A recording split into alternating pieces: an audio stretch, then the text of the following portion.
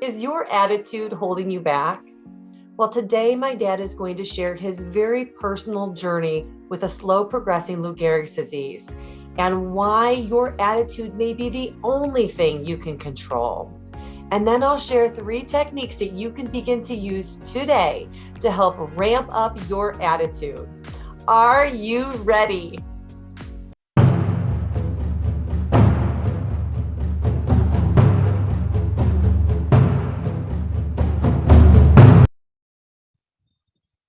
Is your own attitude holding you back, or is it propelling you into the life of your dreams? Meet my dad, Chuck. This man had legs of steel back in the day. He could bench press 600 pounds with his legs. He was an avid cyclist, even becoming a Category 3 racer back in the 1980s.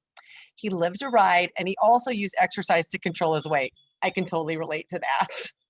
In 1993, when he was 44, he began feeling twitching and weakness in his legs. Over time, his legs began to degenerate. 17 years later, he needed a walker to get around. He eventually had to give up his love of flying because he could no longer get in and out of the airplane. The doctors knew his condition was related to Lou Gehrig's disease, but it wasn't progressing rapidly, and it seemed to only affect his lower extremities. They finally diagnosed him with progressive muscular atrophy. His nerves were being attacked. His body was cannibalizing itself. By 2016, he was in a motorized scooter like the one he's sitting in today, full time. Can you imagine having legs so strong they could press 600 pounds and now they could no longer even support your own body weight? Do you know what's incredible about my dad? I have never, not even once, heard him complain about his condition. Why is that, Dad? How is that even possible? It's because there are so many other things I could have that would be worse than this, and I'm just thankful it's only this. And it could have been ALS, and if it had been, that would have been fatal. So I'm just thankful it was only this. Well, thank you for your example of an amazing positive attitude. Thank you. I love you. I love you. Your attitude is a great place to start. Many situations in your life are utterly and completely out of your control, but your attitude is not one of them. You do have control over how you react, what you allow yourself to think about, and that sets the tone for your outlook on life. We are, however, human, and of course, there will be times when our emotions are just going to get the best of us. I want to introduce you to 3 techniques you can begin using right now to help improve your reactions. This is a great first step on your spiritual path of evolution that lets you gain a new perspective over your life experiences. Picture this. You're getting ready for your day and you want to grab something to eat on the way out the door. Inevitably, as you take the foil lid off of the yogurt container, it makes that little pop and it splatters all over your shirt. And as you quickly grab the washcloth, you knock the entire container onto the floor, splattering it everywhere. You realize in a fury, you are going to now have to change your shirt and clean up the mess you made. Well, you're going to be late and you yell, "I don't have time for this." Sound familiar? Well, that was me for many years. The first technique is to recognize you are right where you're supposed to be. Stop. Really let that sink in. You're right where you're supposed to be.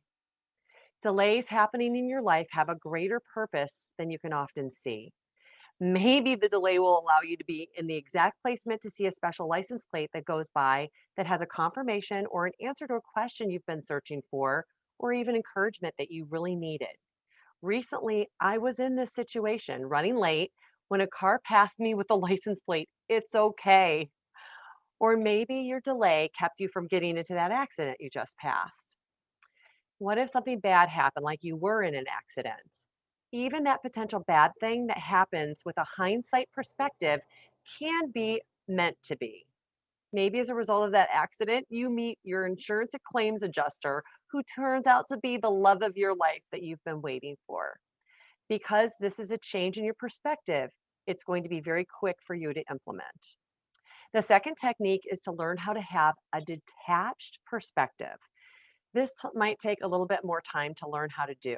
This is where you detach from your situation and take yourself out of your human experience and realize with a higher perspective that your negative emotion reaction will actually cause more harm than the incident itself causes. This one takes more practice to get to the point where your incidents don't cause that typical knee jerk reaction. And a big part of it is that you had a lot of practice reacting in emotional outbursts. The last technique is what I call emotional intelligence. This is more about how you react to other people. Imagine you've been looking forward to going out to dinner with friends. You have a babysitter all lined up to go, and at the last moment, she gets food poisoning. It's too late to find someone else, and you are not happy with the situation. To top it all off, she canceled you the last time because her sister went into labor and she had to take her to the hospital. The rational you understands that things happen, but this is affecting your plans and other people who are looking forward to seeing you. You could, in the heat of the moment, vent in a text about how you're being inconvenienced by the situation and make her feel bad. It's true after all.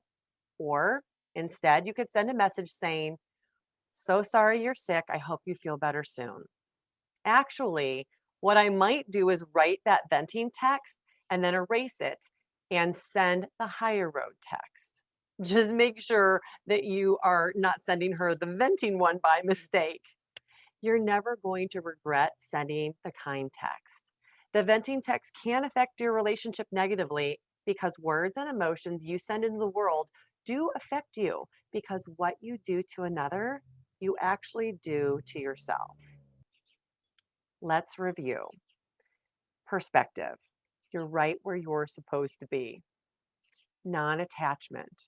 Move your perspective, almost like seeing yourself from a place outside yourself where you can observe the reaction, and it almost looks silly now from this bigger picture vantage point. And finally, emotional intelligence. Take the high road and send your good or best energy into the world.